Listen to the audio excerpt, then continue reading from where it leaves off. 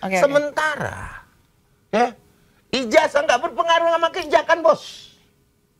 Nggak pengaruh sama kebijakan. Apanya yang berpengaruh? Gue tanya lu dulu. DPR mau bikin undang-undang, nanya ijazah. Presiden aja ijazah. Ada usulan inisiatif presiden. Ya, mau dijadikan undang-undang, ya, ke DPR. DPR nanya, ijazahnya asli apa palsu? Aku yakin betul, Pak.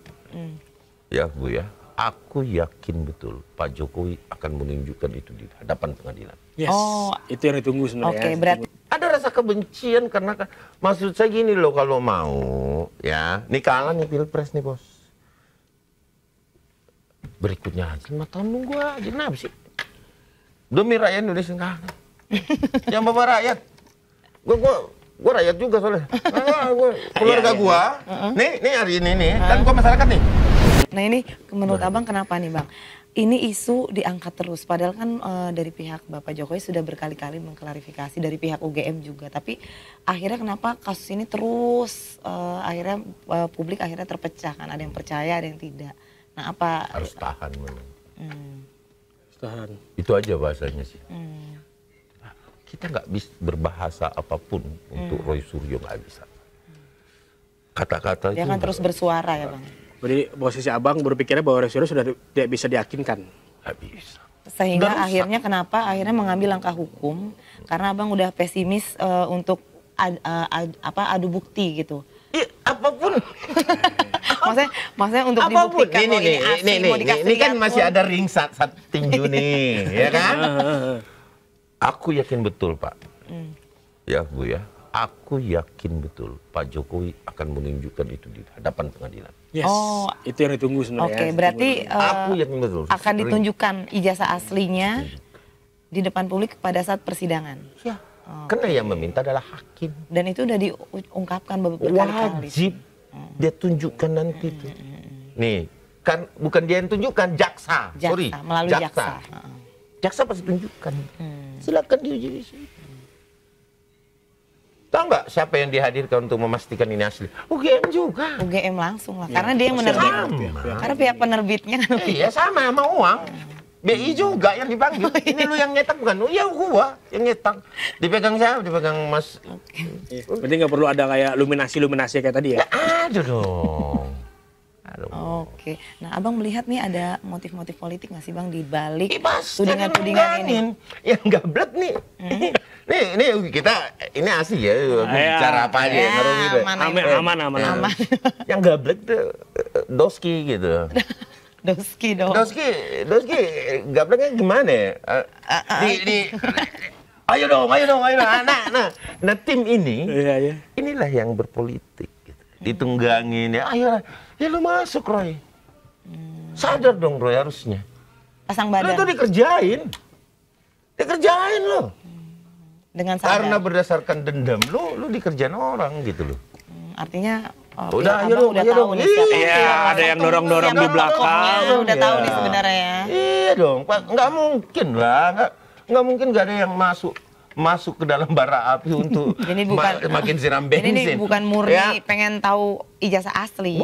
Ada yang motifnya itu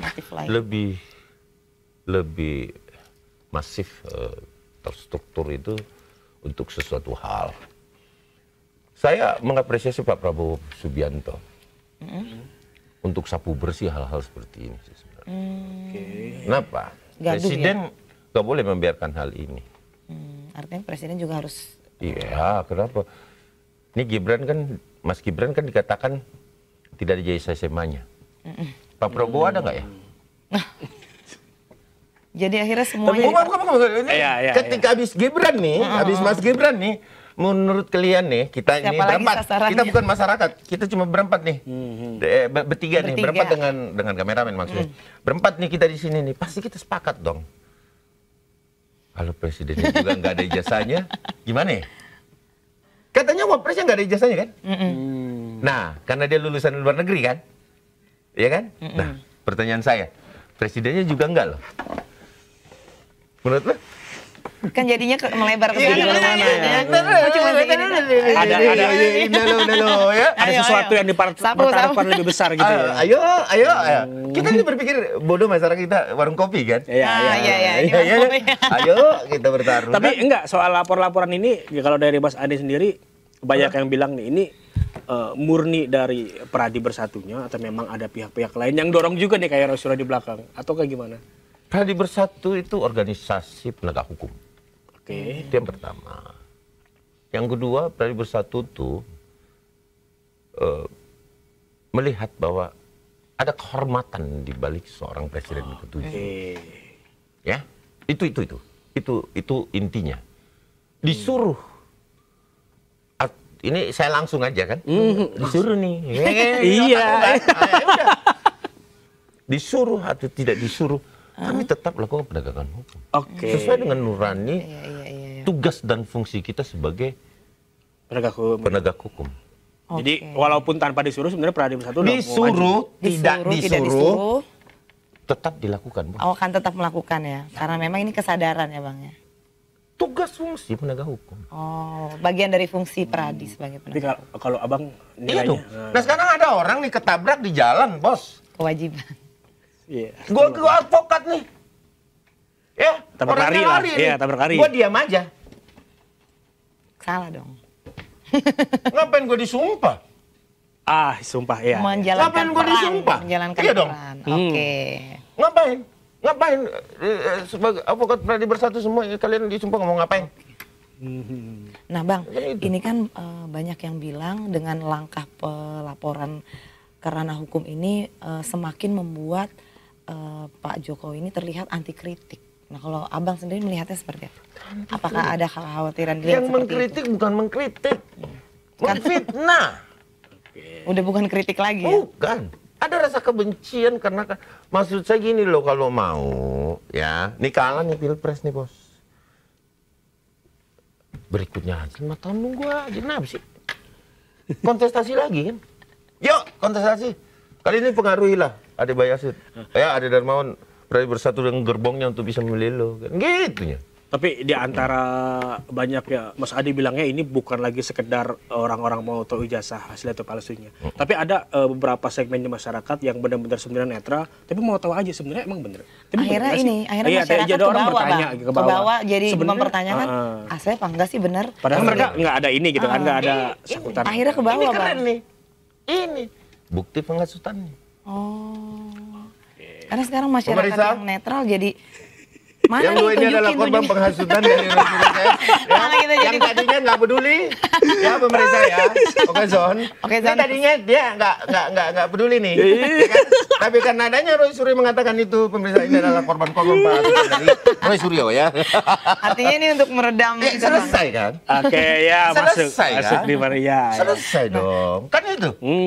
Nah kalau kita sementara, sementara, ya.